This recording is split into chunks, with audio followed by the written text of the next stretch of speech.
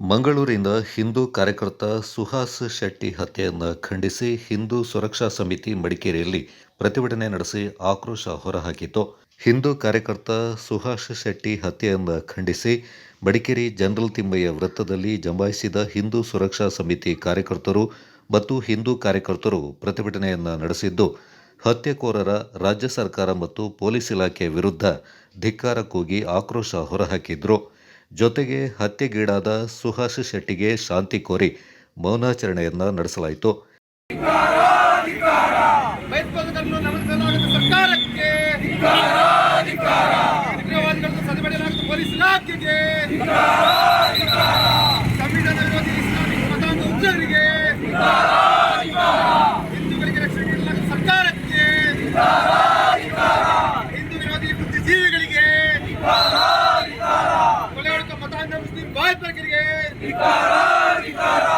ಸಮಾಜದ ಶಾಂತಿ ಕದಡುತ್ತಿರುವ ಇಸ್ಲಾಂ ಭಯೋತ್ಪಾದಕರಿಗೆ, ಹಿಂದೂ ವಿರೋಧಿ ರಾಜ್ಯ ಸರ್ಕಾರಕ್ಕೆ ಅಮರ್ ರಹೇ, ಅಮರ್ ರಹೇ. ಭಯೋತ್ಪಾದಕರಿಗೆ ಧಿಕ್ಕಾರ.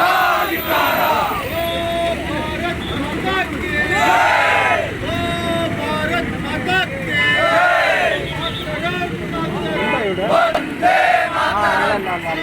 ಹಿಂದೂ ಧರ್ಮ के हिंदू धर्म के अमर रहे, अमर रहे, अमर रहे, अमर रहे, अमर रहे, अमर रहे. कोलगढ़ के राज्य सरकार के ಭಾರತ ಮಾತಾ ಕಿ ಜೈ. ಸುಹಾಸ್ ಶೆಟ್ಟಿಯನ್ನು ಹತ್ಯೆಗೈದ ಮತಾಂಧರಿಗೆ ಹೇಳಿದಿಕ್ಕಾರ, ಹೇಳಿದಿಕ್ಕಾರ. ಸರ್ಕಾರಕ್ಕೆ ಹೇಳಿದಿಕ್ಕಾರ. ಮತಾಂಧ ಐಸಿಸ್ ಸಂಸ್ಕೃತಿಗಳಿಗೆ ಹೇಳಿದಿಕ್ಕಾರ. ಭಯೋತ್ಪಾದಕರನ್ನು ಗಮನಿಸಲಾಗದ ನಾಹಿರಿ ಸರ್ಕಾರಕ್ಕೆ ಹೇಳಿದಿಕ್ಕಾರ. ಉಗ್ರವಾದಿಗಳನ್ನು अमर रहे, अमर रहे, सुहास शेट्टी अमर रहे, अमर रहे, अमर रहे, सुहास शेट्टी अमर रहे, अमर रहे, अमर रहे, सुहास शेट्टी अमर रहे, अमर रहे, अमर रहे, सुहास शेट्टी. कोलगढ़ इस्लाಂ ದ್ವೇಷಪೂರಿತ ಜಿಹಾದಿ ಮನಸ್ಥಿತಿಯ ಆಗಂತಕರು ಕೊಲೆ ಮಾಡಿದ್ದಾರೆ. ಮೊದಲಿಗೆ ಅವರಿಗೆ 1 ನಿಮಿಷಗಳ ಎಲ್ಲರ ಶ್ರದ್ಧಾಂಜಲಿಯನ್ನ ಅವರ ಕುಟುಂಬಕ್ಕೆ, ಜಿಹಾದಿಗಳಿಗೆ, ಇಸ್ಲಾಮಿಕ್ ಭಯೋತ್ಪಾದಕರಿಗೆ,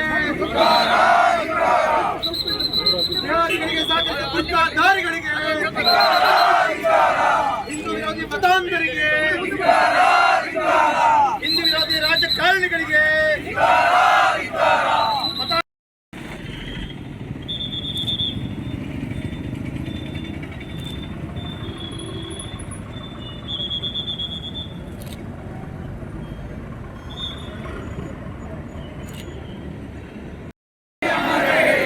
ಸಮಾಜದ ಶಾಂತಿಯನ್ನು ಕಾಪಾಡುತ್ತಿರುವಂತಹ ಮುಸ್ಲಿಂ ಭಯೋತ್ಪಾದಕರಿಗೆ, ಮತಾಂಧ ಗುಂಡಿಗಳಿಗೆ, ಘೋಷಿಸಿರುವಂತಹ ರಾಜ್ಯ ಸರ್ಕಾರಕ್ಕೆ,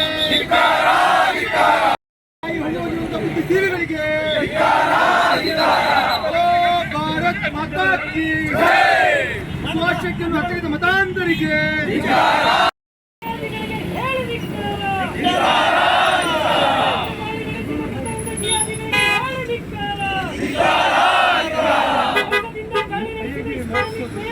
ಹಿಂದೂ ಸಂಘಟನೆಯ ಪ್ರಮುಖ ವಿನಯ್ ಮಾತನಾಡಿ, ಮಂಗಳೂರಿನಲ್ಲಿ ಹಿಂದೂ ಕಾರ್ಯಕರ್ತನ ಇದೊಂದು ಹತ್ಯೆ ಬಹಳ ಖಂಡನೀಯ. ಸುಹಾಸ್ ಶೆಟ್ಟಿ ಬಿಡುಗಡೆಯಾಗಿ ಕೆಲವೇ ದಿನಗಳಲ್ಲಿ ಆತನ ಬಳಿಯಿದ್ದ ಕಾನೂನುಬದ್ಧವಾಗಿದ್ದ ಶಸ್ತ್ರಾಸ್ತ್ರಗಳನ್ನು ವಶಪಡಿಸಿಕೊಳ್ಳಲಾಗಿತ್ತು. ಜೊತೆಗೆ ಆತನನ್ನು ಪ್ಲಾನ್ ಮಾಡಿ ಹತ್ಯೆ ಮಾಡಲಾಗಿದೆ. ಆತನ ಬಳಿ ಯಾವುದೇ ಶಸ್ತ್ರಗಳಿಲ್ಲ ಎಂಬುದನ್ನು ಲೀಕ್ ಮಾಡಿದ್ದು ಯಾರು, ಆತನ ಬಳಿ ಯಾವುದೇ ಆಯುಧಗಳು ಇಲ್ಲ ಎಂಬುದನ್ನೇ ಖಾತರಿಪಡಿಸಿಕೊಂಡೇ ಸಂಚು ರೂಪಿಸಿ ಹತ್ಯೆ ಮಾಡಲಾಗಿದೆ.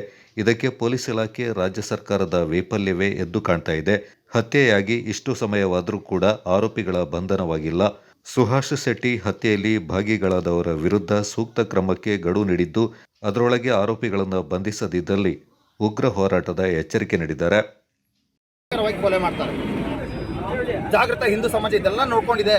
ಆದರೂ ಕೂಡ ನಾವಿವತ್ತು ಶಾಂತಿಯುತವಾಗಿ ಪ್ರತಿಭಟನೆ ಮಾಡ್ತೀವಿ ಅನ್ನೋದಕ್ಕೆ ಕಾರಣ ನಾವು ಈ ಸಂವಿಧಾನದ ಮೇಲೆ ಇಟ್ಟಿರುವಂತಹ ನಂಬಿಕೆ ಮತ್ತು ಶಕ್ತಿ ಒಂದು ಏನಿದೆ ಅದನ್ನು ಇಟ್ಕೊಂಡು ನಾವು ಕಾರ್ಯವನ್ನು ನಿರ್ವಹಿಸ್ತಾ ಇದ್ದೀವಿ. ಏನು ಇವತ್ತಿನ ಜಿಹಾದಿ ಸಂತತಿಗಳಿವೆ, ಆ ರೀತಿ ಏನಾದ್ರು ನಾವು ಒಂದು ಕ್ಷಣ ಈ ಸಂವಿಧಾನ ಬಗ್ಗೆ ಒಂದು ಮರೆತು ಬಿಟ್ಟರೆ ಇವತ್ತಿನ ಈ ದೇಶದ ಪರಿಸ್ಥಿತಿ ಬೇರೆ ರೀತಿ ಇರ್ತದೆ ಅನ್ನೋದನ್ನು ಇವತ್ತಿನ ಆಳುವಂತಹ ರಾಜ್ಯ ಸರ್ಕಾರಗಳು ನೆನಪಿಟ್ಕೊಳ್ಬೇಕಾಗುತ್ತೆ. ನಿನ್ನೆ ದಿನ ಕೊಲೆ ಆದ ನಂತರ ಅಲ್ಲಿನ ಪೊಲೀಸ್ ಅಧಿಕಾರಿ ಹೇಳ್ತಾರೆ ರೌಡಿ ಶೀಟರ್ ಅಂತ. ಸ್ವಾಮಿ, ನಾವು ಹೇಳ್ತಿರೋದು ಅವರು ರೌಡಿ ಶೀಟರ್ ಅಲ್ಲ, ಹಿಂದೂ ಸಾಮಾಜಿಕ ಕಾರ್ಯಕರ್ತರು. ನಿಮಗೆ ಫೇಸ್ಬುಕ್ಕಲ್ಲಿ ಪೋಸ್ಟ್ ಹಾಕಿದವನು ರೌಡಿ ಶೀಟರ್ ಆಗ್ತಾನೆ. ಹಿಂದೂ ಯುವತಿಯರನ್ನು ಯಾರೋ ಕರ್ಕೊಂಡು ಹೋಗ್ತಿರ್ತಾನೆ, ಜಿಹಾದಿ ಮುಸ್ಲಿಂ ಅವನು ತಗೊಂಡು ಹೋಗ್ತಾನೆ, ಕಾಕಾ ಸಾಬಿ ಕರ್ಕೊಂಡು ಹೋಗ್ತಿರ್ತಾನೆ, ಅವ್ರನ್ನ ತಡೆದ್ರೆ ಅವರು ನಿಮಗೆ ರೌಡಿ ಶೀಟರ್ ಆಗ್ತಾರೆ. ನಾಳೆ ಪ್ರತಿಭಟನೆ ಮಾಡಿದ್ರೆ ಅವನು ರೌಡ್ ಶೀಟರ್ ಆಗ್ತಾರೆ. ಯಾರ್ಯಾರ ಮೇಲೆಲ್ಲ PR ಮಾಡಿ ಹಾಕ್ತಾರೆ ಅವರೆಲ್ಲ ರೌಡ್ ಶೀಟರ್ ಅಂತವ್ರೆ ಇಡೀ ಸಮಾಜದಲ್ಲಿ. ಹೌದು ಸ್ವಾಮಿ, ನಾವೆಲ್ಲ ಹಿಂದೂಗಳು, ನಾವೆಲ್ಲ ರೌಡ್ ಶೀಟ್ಗಳೇ. ನಾವೆಲ್ಲ ಹಿಂದೂಗಳು, ನಾವು ರೌಡಿ ಶೀಟ್ಗಳು ಅಂತ ಹೇಳಕ್ಕೆ ನಾವು ಹೆಮ್ಮೆ ಪಡ್ತೀವಿ. ನಿಮ್ಮ ರೌಡಿ ಶೀಟ್ಗಳಿಗೆ ಹೆದರ್ಕೊಂಡು ಜಗ್ಕೊಂಡು ಹಿಂದೆ ಕೊಡ್ತಾರೆ. ಇನ್ನೊಂದು ಮಾತು ಹೇಳಕ್ಕೆ ಇಷ್ಟಪಡ್ತೀನಿ, ಅವ್ರು ರೌಡಿ ಶೀಟರ್ ಅಂದ್ರೆ ಅವ್ರು ಹಿಂದೂ ಸಾಮಾಜಿಕ ಕಾರ್ಯಕರ್ತ. ಇದರಲ್ಲಿ ನೇರವಾಗಿ ಮಂಗಳೂರು ಅನಾರೋಗ್ಯ ಪೀಡಿತ ಸುಹಾಸ್ ಶೆಟ್ಟಿ ತಂದೆ ತಾಯಿ ಏನು ಮನೆಯಲ್ಲಿ ಹಾಸಿಗೆಯಲ್ಲಿ ಮಲಗಿರುವಂಥ ಸಂದರ್ಭದಲ್ಲಿ ಅವನ ಅಂತ್ಯಕ್ರಿಯೆ ಕೊನೆಯ ಸಂದರ್ಭದಲ್ಲಿ ಮಗ ಸಾವನ್ನಪ್ಪಿದ್ದಾನೆ ಅಂತ ಹೇಳುವಂತಹ ಒಂದು ಭಯಂಕರ ಖೇದಕರ ನೋವಿನ ಸಂಗತಿಯನ್ನು ಅವರಿಗೆ ಹೇಳಬೇಕಾದ್ರೆ, ಅವ್ರು ಕೇಳಬೇಕಾದ್ರೆ ಅದನ್ನು ಹೇಳಿದವರಿಗೂ ಕೇಳಿದವರಿಗೆ ಎಷ್ಟು ನೋವಾಗಿರಬೇಡ ಅಂತ ಹೇಳೋದನ್ನು ನಾವು ಒಂದು ಆ ಸಮಾಜದ ಬಂಧುವಾಗಿ, ಆ ಒಂದು ಕುಟುಂಬದ ಸದಸ್ಯನಾಗಿ ನಾವು ಯೋಚನೆ ಮಾಡಬೇಕಾಗುತ್ತೆ. ಆ ಮೂಲಕ ಆ ಸುಹಾಸ್ ಶೆಟ್ಟಿಯ ಒಂದು ಏನು ಕನಸಿತ್ತು ಹಿಂದೂ ರಾಷ್ಟ್ರ ನಿರ್ಮಾಣ, ಮತ್ತೆ ಬರೋ ಹೇಳ್ತಾರೆ ಹಿಂದೂ ರಾಷ್ಟ್ರ ನಿರ್ಮಾಣ, ಹಿಂದೂ ರಾಷ್ಟ್ರ ನಿರ್ಮಾಣ, ಹಿಂದೂ ರಾಷ್ಟ್ರ ನಿರ್ಮಾಣದ ಆಗಲೇಬೇಕು. ಅದಕ್ಕಾಗಿ ನಮ್ಮ ಜೀವ ತೆತ್ತಂತಹ ಸುಹಾಸ್ ಶೆಟ್ಟಿಯ ಒಂದು ಅವರ ಆತ್ಮಕ್ಕೆ ಶಾಂತಿ ಸಿಗಲಿ ಅಂತ ಒಂದು ಮಾತುಗಳನ್ನ ಕೇಳುತ್ತಾ, ರಾಜ್ಯ ಸರ್ಕಾರ ನಿನ್ನೆ ರಾತ್ರಿ ಹೊಡೆದೋಗಿದ್ದಾರೆ. ಗಾಡಿ ಯಾವುದಂತ ಗೊತ್ತಿದೆ, ವ್ಯಕ್ತಿಗಳು ಯಾರಂತ ಗೊತ್ತಿದ್ದಾರೆ. ಇನ್ನು ಮುಂದೆ ಕಣ್ಣು ಮುಚ್ಕೊಂಡು ನಾವು ತೀವ್ರತರವಾದ ಕ್ರಮವನ್ನು ಕೈಗೊಳ್ತೇವೆ, ನಾವು ಕಠಿಣ ಕ್ರಮ ಕೈಗೊಳ್ತೇವೆ ಅಂತ ಹೇಳ್ತಾ ಅಲ್ಲಿ ಕಡಲೆ ತಿಂದ್ಕೊಂಡು ಕೂತಿದ್ದೀರಲ್ಲ, ಗೃಹ ಸಚಿವರೇ ಮತ್ತು ಪೊಲೀಸ್ ಇಲಾಖೆಯವರಿಗೆ ನಾನೊಂದು ಎಚ್ಚರಿಕೆಯನ್ನು ಕೊಡ್ತೇನೆ.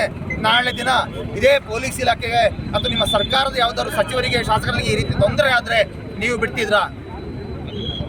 ಯಾವನೊಬ್ಬ ನಡು ರಸ್ತೆಯಲ್ಲಿ ಹೋಗುವಂಥ ಪಾಪದವನನ್ನು ಹಿಡ್ಕೊಂಡ್ಬಂದ್ಬಿಟ್ಟು ನಿಮಗೆ ಕೇಸ್ ಹಾಕ್ಲಿಕ್ಕೆ ಗೊತ್ತಿದೆ, ರಾತ್ರಿ ಕೊಲೆ ಮಾಡಿದ್ದಾನೆ, ಕೊಲೆಗಡಕರನ್ನ ಬಂಧನ ಮಾಡ್ತೀರಾ ಇಲ್ಲ ನೀವು ಅವರಿಗೆ ರಕ್ಷಣೆ ಕೊಡ್ತೀರಾ ಅಂತ ಹೇಳುವಂತ ನೀವು ರಾಜ್ಯ ಸರ್ಕಾರ ಹೇಳಬೇಕು.